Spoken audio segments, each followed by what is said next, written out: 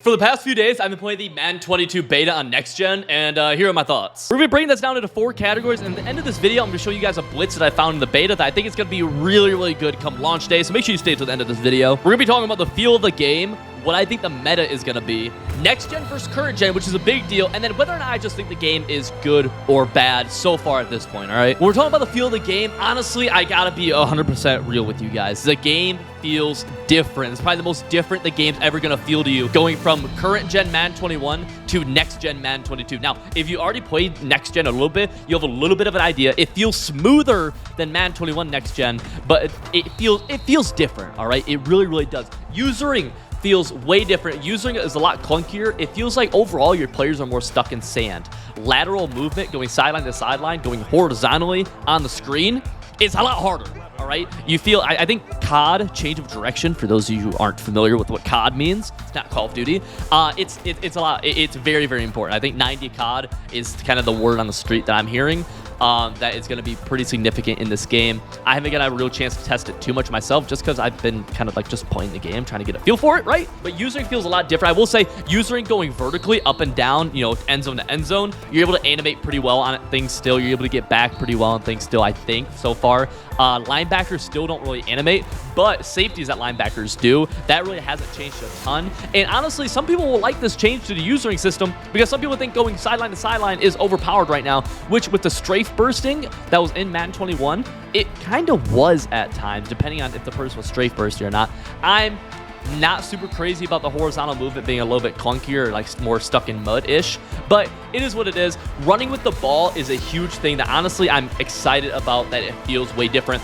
Skill gap is, well, one of the biggest skill gap things rather is stick work, and stick work the past 2 Maddens, Madden 20 and 21, has been very minimal in terms of skill gap for the most part, unless you're the very elite of the stick work guys. It's going to be a very large difference between people who know what they're doing when they're running the ball and people who don't know what they're doing, because it feels way different. Stopping going is way harder. Cutting, changing direction is way, way harder. And once again, I think COD is going to play a huge factor in players who are able to really change direction pretty well.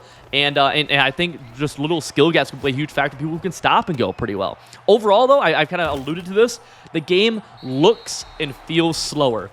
I'm not a fan of that. I think faster-paced games will always make better games, or make for more skill gap, which is the biggest thing I'm looking for, and make it more fun, because faster-paced games make you have to make decisions faster, which makes more skill gap because it's more pressure on you, right? It's harder to do.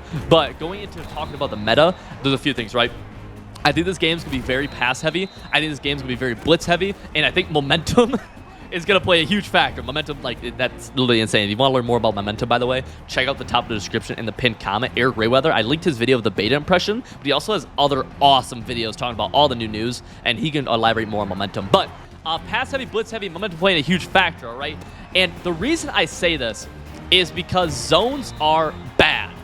Zones on defense, deep halves, EA acknowledged, they came out and acknowledged, shout out to EA for doing this because transparency is huge, that deep zones are awful right now, including deep halves and deep thirds, and they're not lying, they're pretty bad. The amount of times I've glitched out deep halves with not even trying to, just having players run right by them, they're stupid.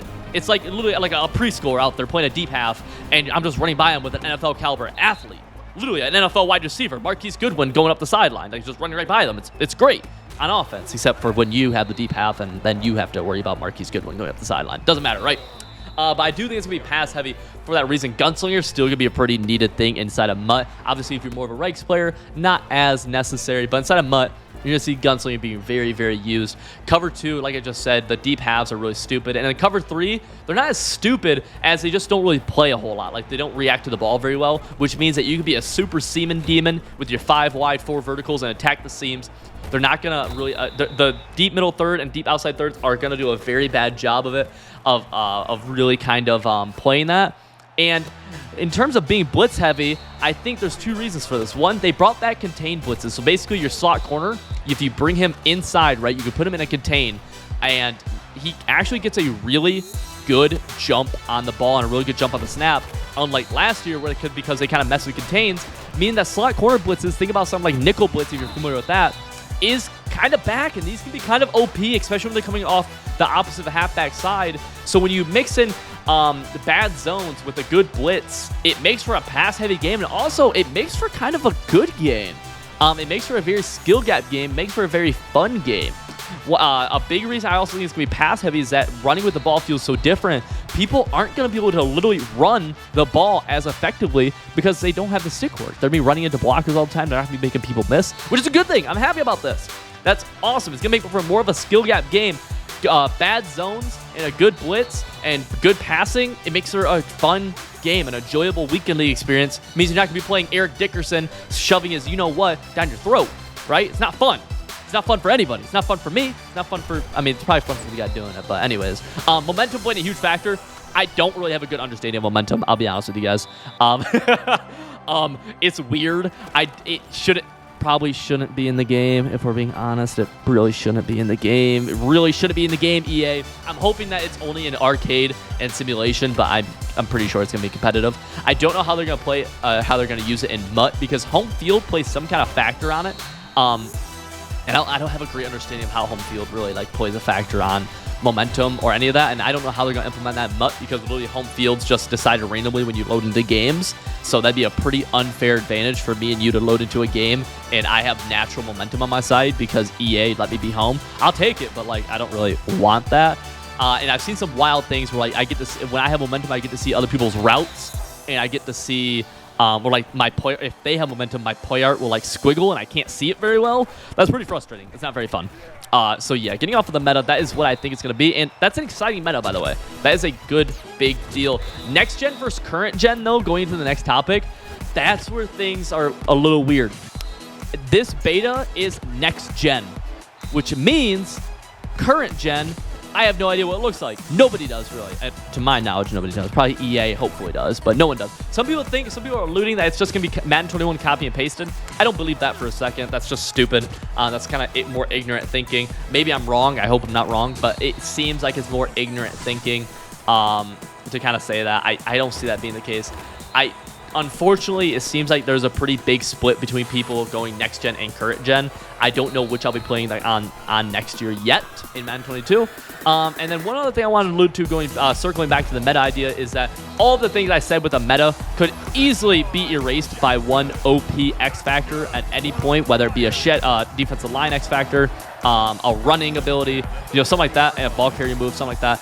That could definitely be a big deal. But no, next gen and current gen, I think are going to be a lot different, just because the engines are totally different, the movement will be totally different, and that is where I'm a little bit concerned with this whole Madden 22 release process, because besides that, I am enjoying, I'm enjoying the process. It's a fun time to be playing Madden, or looking forward to Madden. It's a fun time. Do I think this beta was good or bad? I'm seeing a lot of slander on the timeline saying that it's bad. I'll be honest. It's been pretty good. A lot of people don't like different. I urge you to be open-minded going into it and recognize it's a beta. They're not going to have everything patched. They will have more patches coming out before the game gets released. They will update it multiple times. Now, if some of the things that you're bitching about right now are still in the game come then sure, you can be upset. But for any wild bugs that I've seen, I'm not really that upset about it, just because it's a beta. The game's not finished, and they're being, props to EA, they're being really transparent about this. They're being super open about the fact that, hey, we recognize that XYZ is broken. We know this. It's the beta. We recognize this, and we are going to work to fix it. That's awesome. Super great transparency by EA, and that's what we need by them to have a successful Madden year. We need transparency. We need communication, and early on, they're showing that they're willing to do that. They also give us a lot more game modes in the beta than they usually do. I mean, I can go play the yard right now if I wanted to, which is, I'm not going to, but it's interesting, and hopefully the yard's fun. So, I mean, that's good. Overall, I'd give it a 7 out of 10. I'm very optimistic about this beta, very optimistic about this game going to Madden 22. I just don't know. I'm very questionable about the next gen versus current gen, and that's really the main thing I am just a little concerned about. Now, before I end this video, I'm going to be showing you guys the blitz that I said that I think is really good. So right now, what's looking really good is things like Nickel Blitz 2. Now, this is more of a style blitz than it is an actual a little setup, because it's just the game's gonna change. But basically, something like this, and moving this guy in, putting him on a contain like so. This has been really good so far in the beta for me. Now you'll see they are gonna come off the edge. This is Madden 21, so he's not gonna do exactly the same. But I'm just showing you guys the concept. Now, before we end this video, go check out Eric Rayweather. He's in the top of the description, pinned comment. He made a beta impressions review as well, and he comes from a totally different kind of background than I do, so he will have different opinions. Check him out. Leave him a subscribe, whatever. See you guys next one.